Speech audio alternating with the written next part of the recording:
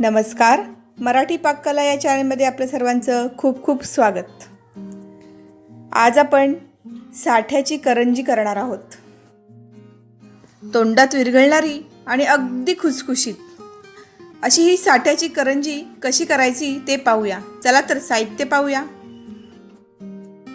वरच्या पारीसाठी मी या ठिकाणी बारीक असा रवा घेणार आहे. इथे 3 कप बारीक रवा घेतलेला आहे. तुम्ही या ठिकाणी अर्धा मैदा किंवा अर्धा रवा सुद्धा वापरू शकता. चवीनुसार त्यात मी मीठ टाकत आहे आणि फक्त मैद्याची सुद्धा आपण ही करंजी करू शकतो. तर आपली वरची पारी अगदी खुसखुशीत व्हायला हवी त्यासाठी मी 3 टेबलस्पून येथे साजूक तूप टाकलेलं आहे. छान उकळलेलं आणि कडकडीत असं तूप मोहन म्हणून येथे वापरायचं आहे. पूर्ण रव्याला ते लावून घेणार आहोत. अगोदर चमच्याने आपण एकसारखं करून मग हाताने छानपैकी मळायचं आहे. मी रवा मळण्यासाठी या ठिकाणी मी अर्धा कप दूध टाकलेला आहे आणि अर्धा कप पाणी टाकलेलं आहे आणि हे सर्व रवा छानपैकी आपण मळून घेणार आहोत. हा मळलेला रवा आपण 4 ते 5 तास असा बाजूला ठेवणार आहोत. म्हणजे तो अगदी छान फुलतो आणि छान मुरतो आणि आपली करंजी अगदी खुसखुशीत होते. आपण येथे रव्याचा घट्टसरच गोळा तयार करणार आहोत. आता आपण सारणाची तयारी करूया. मी या ठिकाणी 6 कप किसलेले खोबरे म्हणजे डेसिकेटेड कोकोनट घेतलेला आहे. तुम्ही किसलेले खोबरं सुद्धा वापरू शकता. हे खोबरं आपण छानपैकी सोनेरी रंगावर एकसारखं परतवून घेणार आहोत. त्याचा रंग अगदी एकसारखा आला पाहिजे अशा पद्धतीने आपण इथे भाजणार आहोत. तुम्ही पाहू शकता अगदी लालही नाही आणि सफेदही नाही. मस्त थोडासा रंग बदलून घ्यायचा आहे. असं एक एक करत मी 2 पार्टमध्ये इथे डेसिकेटेड कोकोनट भाजून घेणार आहे. जर मोठी कढई असेल तर तुम्ही एकदाच हे भाजून घेऊ शकता.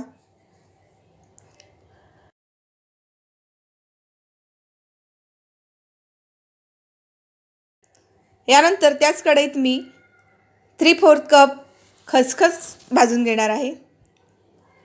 खसखस टाकल्यामुळे करंजीला एक छान टेस्ट येते. आपण सर्व भाजलेले जिन्नस एका परातीत मी काढून घेत आहे. त्यानंतर मी करंजीत थोडे सफेद तीळ टाकणार आहे. 3/4 कप मी इथे पांढरे तीळ घेतलेले आहेत. ते सुद्धा छान रंग बदलेपर्यंत आपण भाजून घेणार आहोत.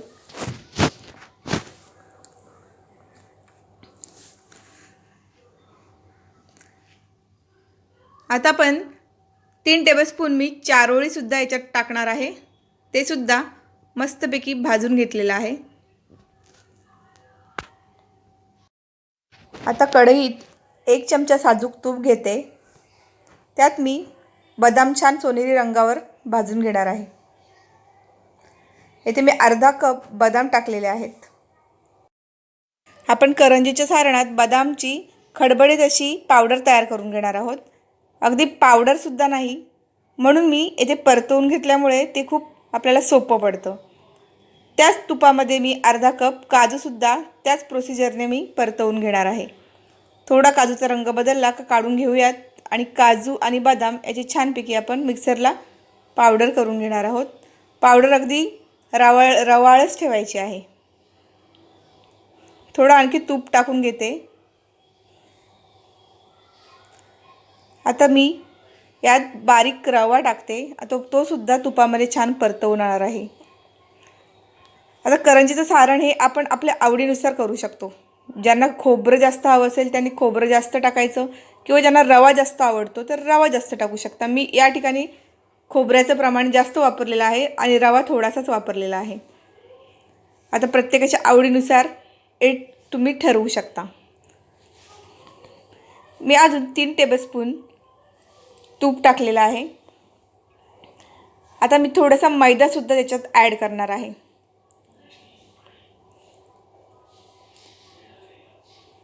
म्हणजे सारणाला टेक्स्चर फार छान येतं.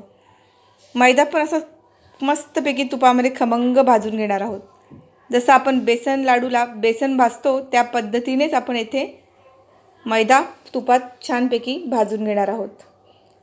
याच्यात थोडं थोडं करून मी तूप टाकत आहे. मैदा भाजायला जरा वेळच लागतो, त्यामुळे कमी मंद आचेवर असा आपण हा भाजून घेणार आहोत. तुपामध्ये मैदा भाजताना एक छानपैकी खमंग वास येतो. मी अजून 1 टेबलस्पून तूप टाकलेलं आहे.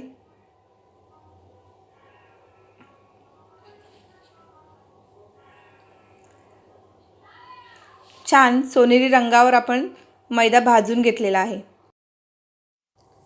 आपला मैदा भाजून रेडी झालेला आहे. मी तो परातीत काढून घेते.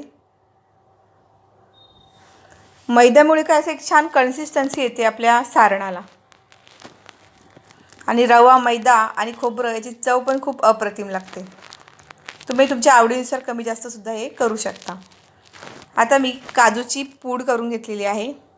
रवाळच अशी ठेवायची आहे, जास्त बारीक नाही करायची. त्याचप्रमाणे मी बदामची सुद्धा पूड करून घेणार आहे. अशी ओबडधोबडच आपण पूड करणार आहोत.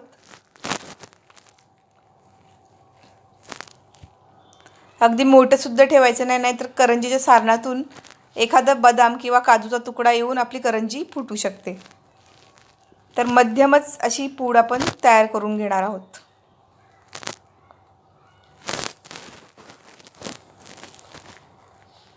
आता करंजीला अगदी स्वाद येण्यासाठी किंवा एक छान टेस्ट येण्यासाठी मी जायफळ आणि वेलचीची पूड तयार करून टाकलेली आहे. ही मी मिक्सरला थोडी साखरेबरोबर फिरवून घेतलेली आहे. आता हे सर्व मिश्रण मी छानपैकी एकजीव करणार आहे. आणि थोडं थंड झालं की आपण यात आपल्या आवडीनुसार गोड पिठी साखर टाकून घेणार आहोत. मी इथे 3 कप पिठी साखर टाकलेली आहे. जर जास्त गोड आवडत असेल तर आणखी तुम्ही प्रमाण हे वाढवू शकता. आणि सगळं मिश्रण असं मस्त एकजीव करून घेणार आहोत.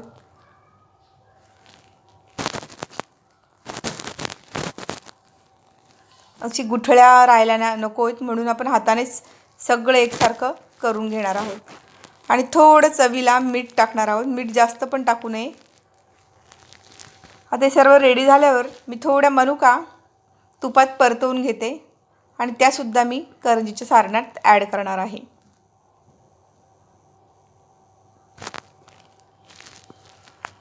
अशा प्रकारे आपलं सारण हे रेडी झालेलं आहे.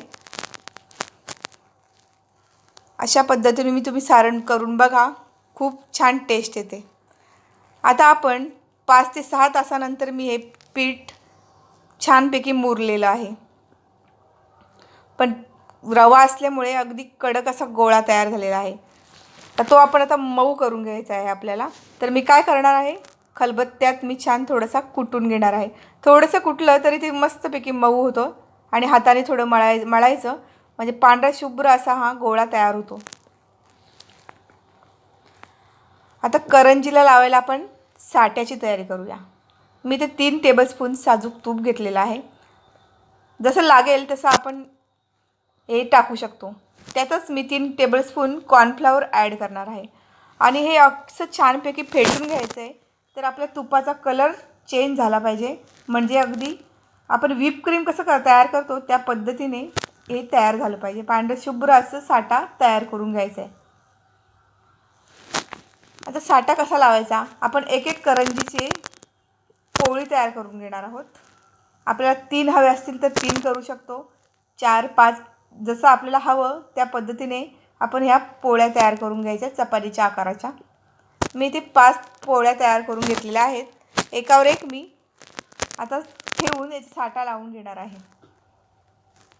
जेवढ्या जास्त पोळ्या तुम्ही तयार करणार तेवढ्या तुमच्या लेयर्स वाढणार आणि खुसखुशीतपणा आणि ती करंजी अगदी सॉफ्ट आणि मऊसूत तोंडात विरघळणारी अशी तयार होते. असं एकावर एक मी सगळा साठा लावून घेते. अगदी जास्तसुद्धा लावू नये, व्यवस्थित प्रमाणातच आपण हा साठा लावून घेणार आहोत.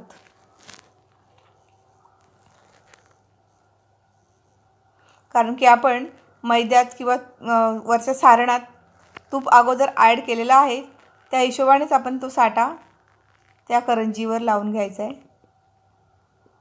अशा प्रकारे मी 5 पोळ्या लाटून घेतल्या होत्या आणि मग त्या पोळ्या एकावर एक ठेवून आपण आता त्याचा रोल तयार करून घेणार आहोत.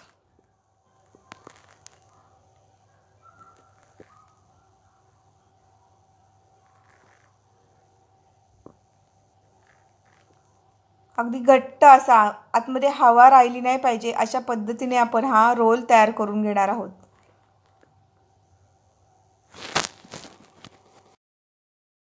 अगदी हळूवार हाताने हा रोल तयार करून घ्यायचा आहे आणि एकाच दिशेला हे सगळं फिरवायचं आहे.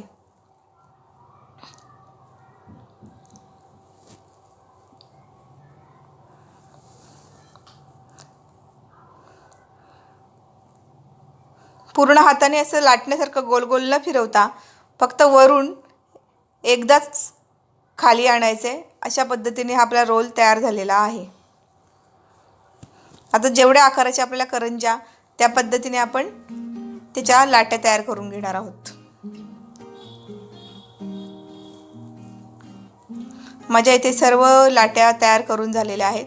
आता तुम्ही करंजीची पारी तयार करताना कशा पद्धतीने लाटायचं ते पाहूया. पूर्ण मध्ये प्रेस न करता मी थोडंसं कॉर्नरला प्रेस केलेलं आहे, म्हणजे त्याच्या ज्या लेयर्स आलेल्या आहेत ना त्या थोड्या दाबल्या जातात. आणि अगदी हळूवार हाताने आपण करंजी लाटून घेणार आहोत. त्याच्या लेयर्स एकदम दाबून सुद्धा गेलेले नाही पाहिजेत, म्हणजे आपल्याला ते दिसायला हव्यात. म्हणून अगदी हळूवार हाताने करंजी लाटायची आहे. आणि अगदी पातळ सुद्धा पारी करायची नाही आणि अगदी जाडही नाही ठेवायची. मध्यम अशी आपण वरची पारी लाटून घेणार आहोत. तुम्ही पाहू शकता कशा पद्धतीने मी लाटून घेतलेला आहे. आता करंजीचं सारण भरूयात आणि बाहेर यायला नको म्हणून आपण तिथे थोडंसं पाणी लावून घेऊयात. दोन्ही हाताचा वापर करून पूर्ण कडा आपण दाबून घेणार आहोत आणि मस्तपैकी करंजी छान तयार करून तुम्ही अशीही तळू शकता किंवा डिझाईनसाठी आपण इथे डिझाईन चमच्याचा सुद्धा वापर करू शकतो किंवा हाताने सुद्धा काही जण डिझाईन देतात त्या पद्धतीने सुद्धा करू शकतो. अगदी पॅक केल्यावर आपण शेवटी कॉर्नर्स काढून घेऊयात. अशा पद्धतीने आपली छान करंजी ही तळण्यासाठी रेडी झालेली आहे. अशा पद्धतीने मी सर्व करंज्या तयार करून घेणार आहे. अजून एक तयार करूया. बघा मी अगदी कॉर्नरला थोडंसं प्रेस करून त्या लाट्या लेयर्स वर दाब देऊन थोडंसं प्रेस करायचं लेयर्सवर आणि मैद्यात बुडवून आपण पारी तयार करून घेऊयात. हळूवार हाताने आपण छान पुरी तयार करायची आहे.